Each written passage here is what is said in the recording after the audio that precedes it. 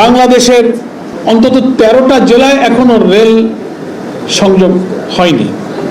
রেলের যে বিপুল পরিমাণ রেলের যে সম্পত্তি আছে, যে সম্পত্তি বেদখল হয়ে যারা যখন ক্ষমতায় আসে তারা সেখানে লুটিপাটি খাচ্ছে। বাংলাদেশ রেলওয়ে এমপ্লয়িজ লীগ বাংলাদেশের রেল খাতে উন্নয়ন, আধুনিকীকরণ, দেশ গড়ার একজন বা একটা প্রতিষ্ঠান হিসেবে, অনন্য অংশীদার হিসেবে তাকে চিন্তার ক্ষেত্রে, গবেষণার ক্ষেত্রে, প্রযুক্তির ক্ষেত্রে যে সমস্ত গবেষণা, উপদেশ, প্রস্তাবনা, পরিকল্পনা বিআরএল এর যাত্রার পর থেকে আজ পর্যন্ত তারা বিভিন্ন লেখনীর মাধ্যমে, গবেষণাপত্রের মাধ্যমে, তাদের স্মরণিকায় নানানভাবে প্রকাশিত তথ্য উপাত্তের মধ্য দিয়ে বিভিন্ন সময়ে সরকারকে যেভাবে সাহায্য করেছে।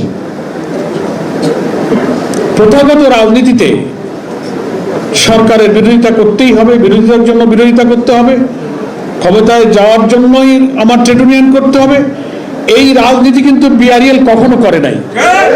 বিআরএল সবসময় দেশকে, দেশের রেল সেক্টরকে কিভাবে আধুনিকীকরণ করা যায়, উন্নত করা যায়, দুর্নীতির হাত থেকে রেলের বিশাল হাজার হাজার কোটি টাকার সম্পদকে রক্ষা করা যায়।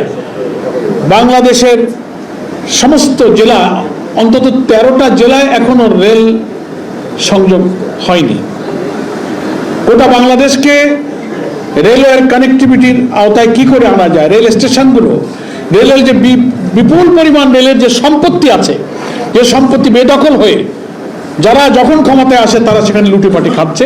এবং এই ব্যাপারে রেল এমপ্লয়িজ লীগের